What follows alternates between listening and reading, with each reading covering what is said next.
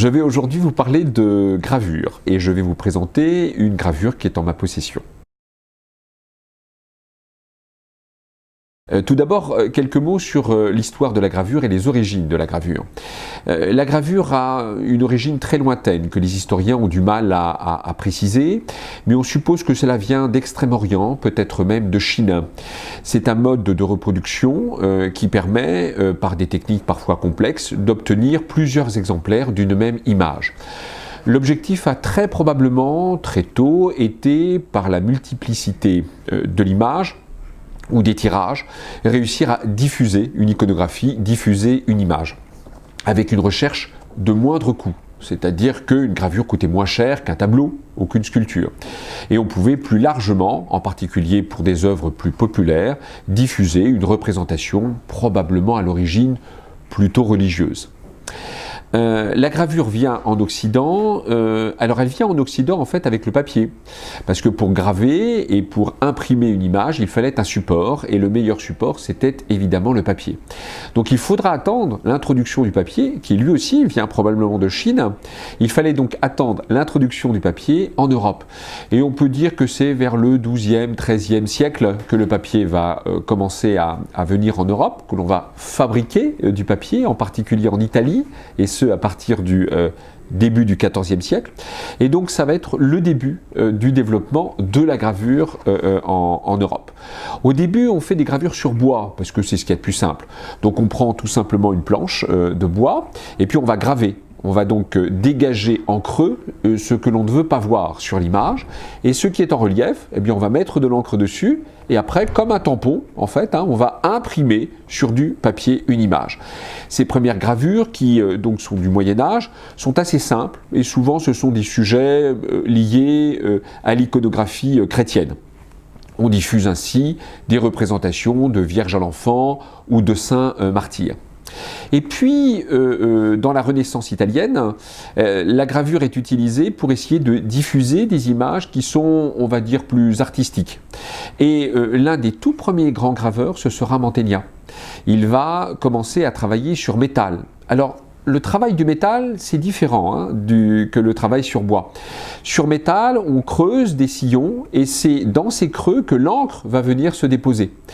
Et ensuite, toujours le même principe, on prend une feuille de papier et puis grâce à une presse, alors là aussi il faudra l'invention de la presse avec Gutenberg qui va pouvoir créer le premier livre imprimé vers 1450.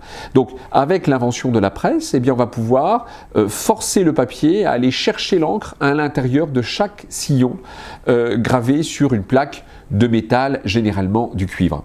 Et donc on obtient, quel est l'avantage du travail sur métal? C'est qu'on obtient un travail beaucoup plus fin, beaucoup plus précis. Et donc les artistes peuvent mieux travailler et peuvent obtenir des images capables de concurrencer la peinture. Et puis pour eux c'est très intéressant parce que quand ils sont très célèbres, eh bien ils ne peuvent pas produire beaucoup de tableaux, ou en tout cas ils ne peuvent pas répondre à toutes les demandes. Et la gravure, ça leur permet de diffuser leur travail de manière beaucoup plus large, tout en gagnant quand même pas mal d'argent, parce que ça coûte cher, une gravure d'un grand artiste. Alors moi, la gravure que je vous ai amenée, c'est une gravure qui date à l'origine du XVIIe siècle, mais là c'est un tirage du XIXe siècle. Je vais vous expliquer tout à l'heure comment éventuellement réussir à distinguer les différentes dates de tirage. Alors la gravure que vous avez ici est une gravure très intéressante parce qu'elle représente un paysage, comme vous le constatez, mais elle permet de bien aborder les problèmes de technique. Si vous regardez bien, ici vous avez deux grandes techniques. Vous avez la technique que l'on appelle du burin, qui est dans cette partie ici plus claire, et puis vous avez la technique de l'eau forte, qui est ici dans la partie plus sombre. Alors un mot sur l'origine de ces deux techniques. Le premier grand maître du burin, ce sera Dürer, Albrecht Dürer, qui au début du XVIe siècle, même à la fin du XVe, et surtout au début du XVIe siècle, va graver sur bois, mais aussi sur métal. Et il va donner des gravures très fines, très précises. Et si vous regardez bien, ici, ce n'est pas une œuvre de Dürer, mais on retrouve le travail que Dürer avait initié, c'est-à-dire un travail très fin, avec des lignes très fines, à peine perceptibles, mais qui permettent vraiment de donner tous les détails. Par exemple, ici un nuage, ici deux nuages qui se choquent, l'un contre l'autre. Et ça permet de créer un effet de profondeur très subtil. C'est un travail très minutieux, assez complexe. La difficulté du travail au burin, c'est de réussir à bien tracer les lignes dans le sens qu'on veut leur donner. Parce que c'est quand même assez dur, c'est résistant une plaque de métal. Même si on prend du cuivre, le cuivre c'est assez souple, c'est beaucoup plus souple que de l'acier, mais il n'empêche que graver au burin, c'est très compliqué quand on veut faire des courbes, quand on veut faire quelque chose qui donne l'illusion d'avoir été travaillé simplement. Et donc c'est pour cette raison que les graveurs vont essayer de trouver d'autres techniques. Et donc au XVIIe siècle, c'est-à-dire un siècle après Albrecht Dürer, au XVIIe siècle, eh ben, il va y avoir un autre très grand graveur qui s'appelle Rembrandt, très grand peintre aussi, mais aussi très grand graveur, Dürer lui aussi, très grand peintre et très grand graveur. Donc Rembrandt, très grand peintre et très grand graveur, va réussir à bien maîtriser ce que l'on appelle l'eau forte. Et là, c'est la partie plus sombre que nous avons. Alors c'est quoi la technique de l'eau forte? Eh bien c'est toujours le même principe, on prend une plaque de métal, mais ce n'est pas elle que la main va travailler. Sur la plaque de métal, on met une couche de cire et on va seulement graver la couche de cire. C'est-à-dire qu'on va dégager le cuivre en dessous en retirant de la cire. Et puis ensuite cette plaque, on va la mettre dans un bain. Voilà pourquoi on appelle cette technique l'eau forte. On va la mettre dans un bain d'eau forte, c'est-à-dire de l'acide, en fait, un acide dilué. Et l'acide ne va pas attaquer la cire, mais l'acide va attaquer partout où la cire a été retirée, c'est-à-dire que l'eau forte va venir manger, ronger le cuivre. Et c'est donc l'acide qui va creuser la plaque. Quel est le gros avantage ? En fait, il y en a plusieurs. Le premier, c'est que pour la main du graveur, c'est plus facile de travailler sur de la cire, et donc il peut faire des choses très souples. Des cercles, des mouvements sinueux, c'est facile. La cire n'a pas beaucoup de résistance. Premier avantage. Donc ça va permettre d'obtenir un motif à la fin assez libre. Comme si c'est quelque chose qui avait été sculpté simplement, ou réalisé simplement, pardon.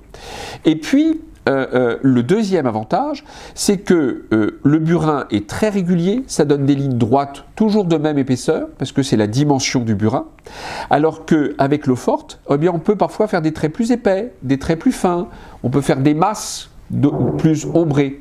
Et donc c'est toute la partie que vous avez là. Et regardez avec attention, eh bien, vous avez des noirs très profonds, très épais. Ça c'est possible avec l'eau forte, quasiment impossible avec le burin. Le burin, on obtient toujours quelque chose d'assez gris, d'assez clair, alors que là on obtient des choses beaucoup plus foncées. Et c'est plus sensuel, l'eau forte, parce qu'il y a de l'épaisseur, il y a une encre parfois plus épaisse, on a envie de toucher, parce qu'on sent sous le doigt l'épaisseur de l'eau forte. Donc ça permet d'obtenir des contrastes plus forts, un dessin plus libre, et donc ça permet d'obtenir des images qui soient plus expressives. Alors là, vous avez un très beau paysage où le graveur a utilisé les deux méthodes, c'est-à-dire ici le burin et là l'eau forte, ce qui permet de jouer sur le contraste. Là, c'est plus clair, donc on voit que c'est au loin, c'est l'horizon, c'est ce qui est dégagé, c'est l'air. Alors qu'ici, on est dans le sous-bois, on est sous les arbres, on est dans la terre boueuse. On est dans tous ces éléments qui évoquent le premier plan, ce qui est lourd, ce qui est terreux. Donc ça fonctionne très très bien le contraste. Et en utilisant les deux techniques, ce que feront très souvent les graveurs au XVIIe siècle, eh bien on peut obtenir des gravures qui ressemblent véritablement à des tableaux.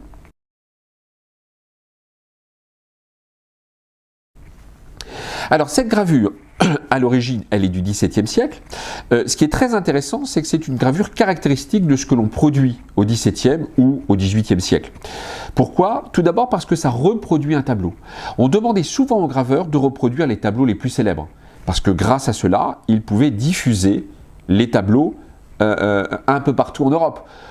On ne voyage pas beaucoup à l'époque, ou lorsqu'on voyage, c'est toujours des voyages limités ou des personnes assez aisées pour voyager. Et donc, quand on voulait connaître un tableau, on n'avait pas beaucoup de solutions. Aujourd'hui, on a des outils modernes, Internet, par exemple. Mais à l'époque, c'est la gravure qui permet de connaître un tableau. Donc il fallait que la gravure soit assez proche du tableau original, et puis il fallait que par ce jeu d'ombre et de lumière, c'est ça ce qui est remarquable dans cette gravure, il fallait que par le jeu d'ombre et de lumière, parce que ce n'est qu'une tonalité de noir, de blanc et de gris, en fait. Il fallait essayer de restituer la beauté d'un tableau, la polychromie d'un tableau. Et les meilleurs graveurs sont ceux qui réussissaient le mieux à donner le sentiment du tableau, hein, ce que l'on devait ressentir devant le tableau. Donc c'était très apprécié, ces gravures, et les graveurs étaient payés très cher, hein. C'était vraiment un art considéré comme un art tout à fait majeur, tout à fait accompli, parce qu'on leur demandait de réussir à restituer un tableau. Donc c'était très compliqué. Et donc, beaucoup de graveurs ont travaillé en reproduisant des tableaux qui appartenaient à des grandes collections royales ou princières en Europe. Et là, c'est le cas de ce graveur qui a donné ce très très beau tableau que vous avez ici. Donc, il a donné ce paysage d'après un maître hollandais. Et vous voyez qu'il a essayé de le traduire au mieux. Alors, cette gravure, qui représente un tableau, porte une lettre. La lettre, c'est ce que l'on a en dessous, en fait. Alors, techniquement, en fait, une gravure, vous avez plusieurs choses intéressantes. Vous avez tout d'abord ce qu'on appelle la cuvette. Alors, la cuvette, c'est ce que l'on a tout autour ici. Hein, il faudrait s'approcher pour mieux le voir, mais c'est la marque laissée, l'empreinte laissée par la plaque de cuivre sur le papier. Comme on utilise une presse, on écrase le papier sur la plaque de cuivre et forcément, là où il y a la plaque de cuivre, eh bien, le papier a été comprimé. Donc, vous avez ce qu'on appelle une cuvette, parce que le papier fait comme un petit creux. Donc, c'est ce qu'on appelle une cuvette. Aujourd'hui, on veut garder la cuvette, hein, bien visible, parce que ça montre que la plaque n'a pas été découpée. Le papier n'a pas été découpé. Donc c'est très important. Mais il faut savoir que très longtemps, chez les collectionneurs, jusqu'au 19e siècle, on coupait souvent juste à la limite de la gravure. On trouvait ça plus joli. C'est ce qu'on appelle le trait carré ici. Ce qu'on appelle le trait carré qui délimite la gravure. Aujourd'hui, on préfère avoir de grandes marges. Alors par exemple, sur cette gravure, là vous avez des pleines marges ici. Ça c'est davantage recherché. On voit très bien la cuvette. Donc on est sûr que l'image est intacte. Hein, que personne n'est venu couper une partie de l'image. Donc vous avez la cuvette, vous avez le trait carré, et vous avez, comme je l'ai dit tout à l'heure, ce qu'on appelle la lettre. Alors la lettre, il y a deux parties intéressantes. D'abord en bas à gauche, on dit sous le trait carré, et bien ce que l'on voit, c'est le nom du peintre. Hein. Donc ici, il s'agit de... alors s'il y a marqué le nom du peintre avec invite, INV, ça veut dire à inventer. Hein. Donc ça veut dire que c'est lui qui a créé l'image. Ça peut être un peintre, ça peut être un dessinateur. Et puis là, vous avez le nom du graveur, peu importe le nom, parce que les deux artistes ici ne sont pas très connus. Mais le graveur que vous avez ici, et il y a marqué juste à côté INC, c'est-à-dire INC, ça veut dire que c'est celui qui l'a fait. Hein. Celui qui a dessiné et celui qui a gravé. Donc on a les deux noms d'artistes, souvent. Et puis vous avez souvent un titre. Hein, mais alors c'est marqué en italien ici, hein. Donc c'est une scène représentant Mercure dans un paysage. Hein. Donc vous avez ici le titre probablement du tableau. Il faut savoir que les titres n'existent pas encore. Hein. Les titres, c'est une invention du 19e siècle quand on va commencer à rédiger des catalogues d'artistes, des catalogues de peintres. Donc là c'est plutôt le sujet qui est donné plutôt que le titre. Très souvent, dans la lettre, on peut aussi avoir le nom de la personne qui a commandé la gravure ou qui a financé la gravure. Hein. Très souvent, il y a une dédicace ou il y a un petit poème. On peut avoir plusieurs choses qui sont ainsi indiquées. Comment reconnaître une bonne gravure ? Ah, c'est une bonne question.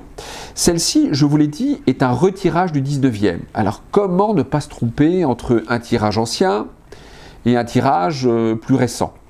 Tout d'abord, pour qu'il y ait un tirage plus récent, il faut que la plaque de cuivre ait été conservée. Parce que si on n'a pas conservé la plaque de cuivre, on ne peut pas refaire des tirages récents. Mais pour des artistes très très célèbres, pour lesquels on a gardé les plaques de cuivre, encore aujourd'hui, on peut faire des tirages. Par exemple, le musée du Prado refait des tirages d'après les cuivres de Goya. Goya était un très grand graveur. Le musée du Prado possède pratiquement toutes les plaques en cuivre des gravures de Goya. Et encore aujourd'hui, le musée du Prado, donc c'est une institution refait des tirages. Alors bien sûr, les tirages sont datés, numérotés, pour qu'il n'y ait pas de problème, pour qu'on ne confonde pas un tirage moderne et un tirage ancien. Mais pour des retirages du XVIIIe ou du XIXe siècle, on ne prenait pas ces précautions. Et puis surtout, la législation n'obligeait pas à indiquer que le tirage était moderne. Donc des fois, on peut se tromper. En fait, il n'y a pas plusieurs solutions. Une solution simple, c'est d'abord de regarder la feuille en général. Quel est l'état de conservation? Puisqu'ici, on a conservé des marges, eh bien, vous comprenez, comme je vous l'ai dit tout à l'heure, que ce n'est probablement pas une gravure ancienne. Pourquoi? Parce qu'on découpait l'image bien souvent. Donc, c'est rare d'avoir une gravure ou un tirage du XVIIe siècle avec encore ces marges. C'est possible, mais c'est rare. Et puis, l'autre solution, c'est de regarder le papier. Ici, manifestement, ce n'est pas un papier du XVIIe siècle. Quand on regarde en transparence, on voit que la technique de fabrication du papier ne correspond pas au papier du XVIIe. Dans les papiers du XVIIe, on a des lignes que l'on voit, qui sont assez précises. Là, c'est un papier assez épais, assez uniforme, où on ne voit pas ce type de ligne, donc c'est un papier du XIXe. Une fois qu'on a identifié ou qu'on a donné une date au papier, forcément, on sait que le tirage ne peut pas être antérieur au papier. Alors attention, il y a des faussaires qui sont habiles. Certains rachètent du papier non utilisé du XVIIe siècle et ils font un tirage moderne sur un papier du XVIIe. Donc ça, il faut être prudent. Moi, j'aime beaucoup les gravures parce qu'on peut encore en trouver pour des prix relativement faibles dans le commerce. Certaines gravures, évidemment, valent très très cher. Un tirage original de Dürer ou un tirage original de Rembrandt ou un tirage original de Goya, ça peut valoir des centaines de milliers d'euros. Mais une gravure telle que celle-ci, c'est un bel objet, même pour offrir, ça peut coûter quelques dizaines d'euros. Celle-ci peut coûter ou m'a coûté 30 euros. C'est pas très cher et c'est très beau. Donc je trouve qu'on peut encore aujourd'hui se faire une collection agréable de gravures que l'on peut conserver comme cela dans un serre gravure ou dans un serre dessin et donc on peut en avoir plusieurs. On se fait des petits cadeaux, pas très chers. On peut faire toute une collection de gravures du XVIIe ou du XVIIIe siècle pour des prix relativement modestes. Ça reste aujourd'hui encore très abordable. Après, si on a les moyens, on peut acheter des œuvres originales, beaucoup plus chères. Mais en tout cas, on peut commencer une collection pour pas trop cher. Et je pense en plus, pour terminer, je pense en plus que c'est une collection qui a de l'avenir. Parce qu'un jour, on redécouvrira l'intérêt de ces gravures. Ça a commencé, le dessin depuis une quarantaine d'années est à nouveau très valorisé. Aujourd'hui, certains dessins coûtent très très cher. Ce n'est pas encore tout à fait le cas pour les gravures, sauf les exceptions, Rembrandt ou autres. Mais donc on peut encore trouver de très très belles gravures qui sont de vraies œuvres d'art pour des prix modiques. Et il faut avoir un œil, mais quand on s'exerce, on peut faire de très très belles découvertes.